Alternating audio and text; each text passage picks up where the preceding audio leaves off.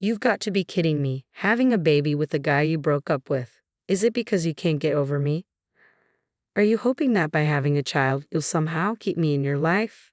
That's absurd. Looking back, breaking up was absolutely the right decision. If I'd stayed with that daydreamer, I wouldn't have the happiness I have now. Today, I want to reflect on my unforgettable past and the drama of its reversal. My name is Amy. I'm a 53-year-old housewife who finds joy in leisurely housework while watching the morning news. When I was 38, I was living peacefully with my husband, Keith. But around that time, a subtle unease began to settle in our home. Keith started responding to me with indifference, almost dismissively. When I tried to continue a conversation, he would cut me off, saying he was too busy. It felt like I was being ignored and treated harshly. He hadn't always been like this. He used to be a chatterbox, always trying to make me laugh with his jokes. This sudden change was so abrupt that I wondered if I had done something wrong, but nothing came to mind.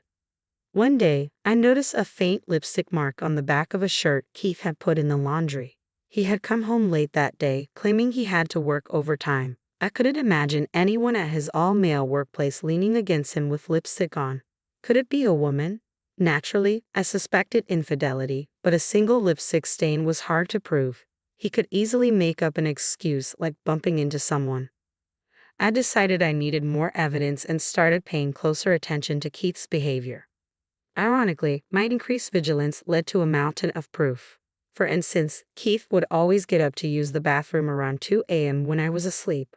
I had never doubted him before, but it seemed he was making calls to a woman during those bathroom visits.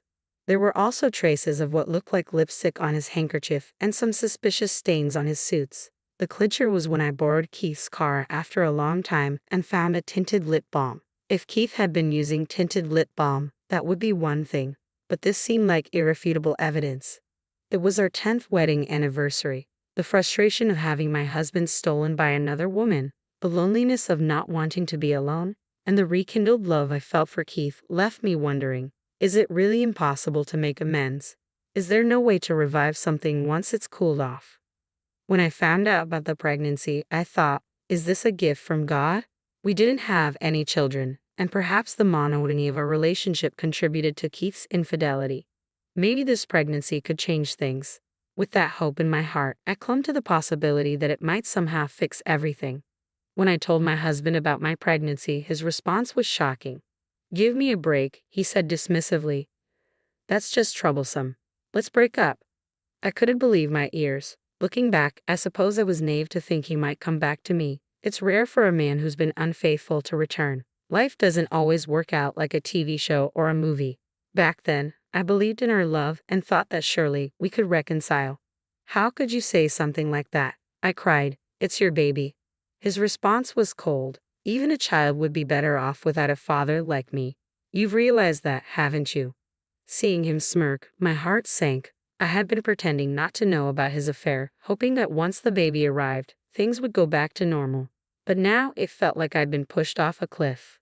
I thought that if the affair came to light, the tension between us would drive him away for good. But that was a miscalculation. I had hoped he would catch me in the act, but he never said a word. I was exhausted from waiting. I had been waiting for him to say, "You can't be serious. Let's divorce." But instead, he simply added, "Seriously, don't make this harder for me." "Are you joking?" I asked, my voice trembling. "I wouldn't lie about something this serious." He smirked again and said, "I have a cute 24-year-old girlfriend now. I don't need a 38-year-old who's going to gain weight from pregnancy." He then added with a cruel laugh, "If your figure goes pear-shaped, you're out." I couldn't muster a single laugh. "Just take this," he said, handing me the divorce papers. "I'll pay alimony or whatever. Just sign quickly." For 3 days, I cried continuously, unable to stop. Eventually, when he stopped coming home altogether, I signed the divorce papers. 5 years have passed since then. The fear of growing older and being alone was daunting, but fortunately, I found solace in remarrying my old friend Troy, who had also been through a divorce. Together, we've been living modestly but happily with our child. Troy's ex-wife had also cheated on him, and like me, he was a survivor of a painful divorce. Our shared experiences have made living together comfortable and understanding. Every year on our anniversary, Troy reserves a table at a fancy restaurant and gives me thoughtful gifts for my birthday. I feel truly cherished. With these thoughts in mind, we celebrated our wedding anniversary again this year at our usual upscale restaurant. As we were enjoying our meal, I heard a voice that made my stomach churn. "Wow, it's Amy," said my ex-husband, who had just emerged from the restroom. I couldn't hide my disgust. The unexpected encounter with my ex-husband was a tragedy. "What are you doing here?" I asked, barely masking my irritation. "Just a business dinner," he replied with a bored look. "Not like you." He glanced over at me, then at our child, and sneered. "You had that kid with the guy you broke up with. That's disgusting." He reached out and grabbed our child's hand, scrutinizing him with a cruel smirk. "Seriously, you've got to be kidding. Having a kid with the guy you left. Is this your way of clinging to me? Did you think having a child would somehow make it harder for you to cut ties with me?" His grin widened as he spun the child around, clearly enjoying the distress he was causing. Our child's face contorted in fear and he began to cry. "Papa, Mama, help. I'm being taken by a stranger." "Stay there," my ex said coldly. "I'm your papa. Your mom is right there. You're just as stupid as she is." The sight of him, relishing in the pain he was causing, was a painful reminder of the past I thought I had moved beyond. Just as he finished speaking, a man over 6 feet tall appeared behind him and grabbed my ex's arm firmly. "That child is mine," the tall man said, his voice steady and authoritative. I couldn't help but chuckle at my ex's surprised expression. "Oh, this guy's Amy's new husband," my ex remarked, though I didn't respond to his question. "I don't know what you were talking about," the tall man said, "but you can't make a child crying and get away with it." He glared at my ex, and a tattoo peeked out from under his sleeve. My ex's face went pale at the sight of it. "Hey, Amy, stop your husband," my ex stammered. "That woman is not my wife," the tall man replied.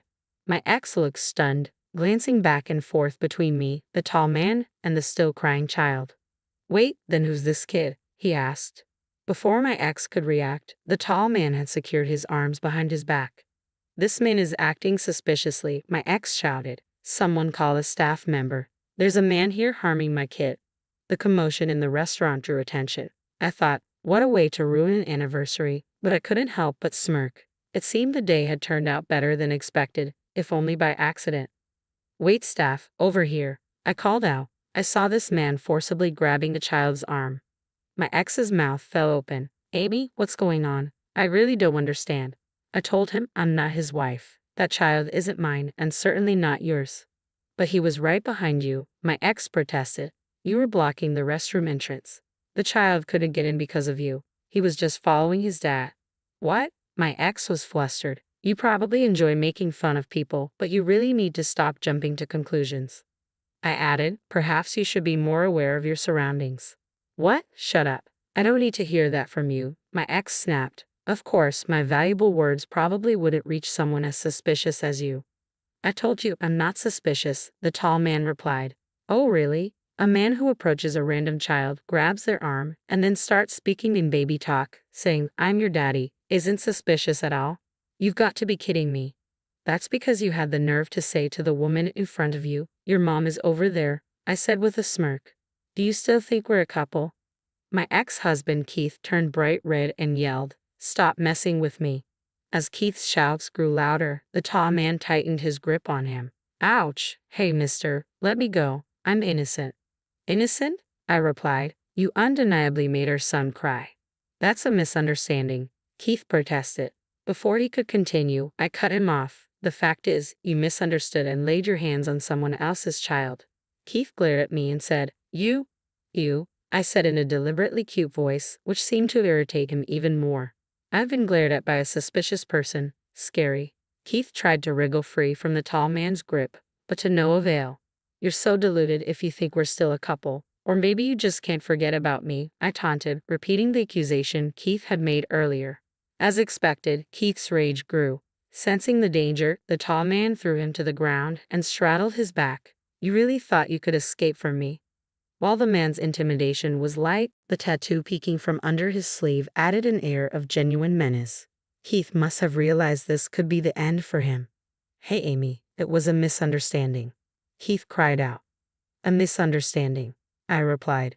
Pulling on a stranger's child's arm is not a misunderstanding at all. Keith's pleading, half-crying voice echoed as he attempted to justify himself.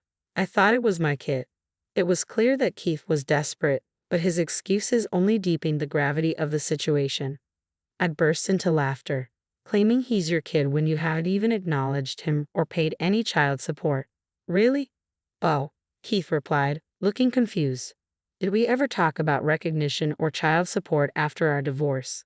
Keith, I wouldn't have expected you to acknowledge him even if you had been contacted, I said. And that's why you never reached out to me, right?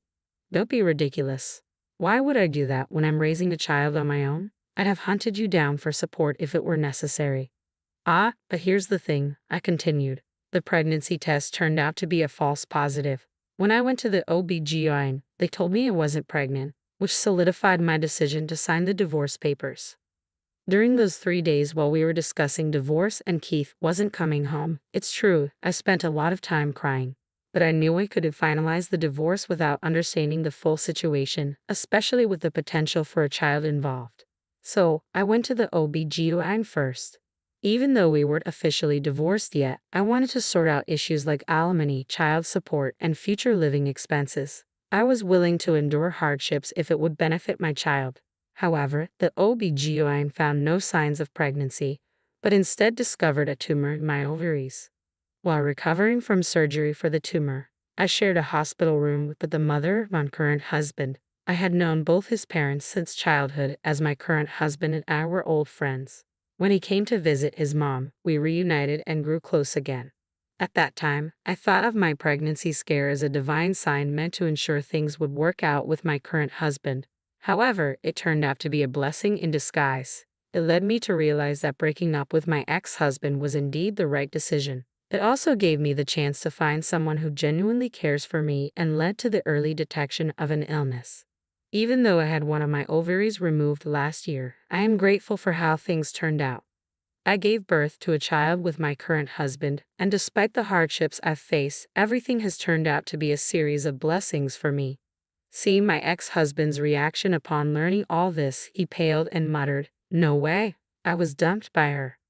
It was hard not to laugh at his stunned realization. Obviously, a young woman wouldn't want to be with an aging man like him. At that moment, a police officer arrived, apparently summoned by someone from the restaurant.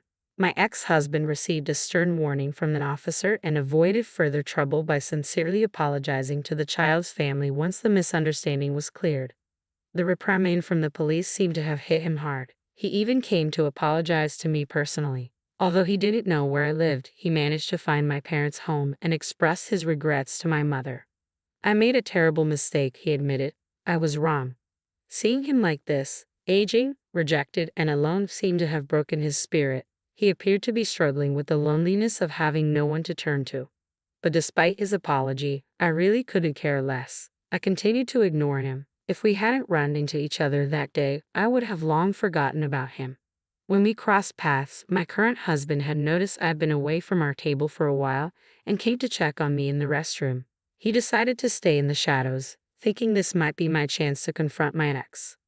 I would have stepped in if anything escalated, but the man restraining my ex was incredibly strong. Apparently, he was a returnee and had been a football team captain in America, which explained his impressive strength. I wouldn't have stood a chance. I was genuinely scared, thinking he was some kind of tough guy. Hearing this made me laugh along with him. I admit, back when we got divorced, I wasn't strong. Despite everything, I simply followed through with the divorce as he requested, receiving a modest alimony payment from him and his lover. Life isn't a fairy tale, so expecting a massive alimony settlement was unrealistic. I didn't have the strength to resist back then. But I finally found my voice and stood my ground with my ex-husband, which helped me become truly strong. Now, I can face my husband and my child without any guilt. Coincidentally, the day of my marriage anniversary this year also marked a new beginning for me.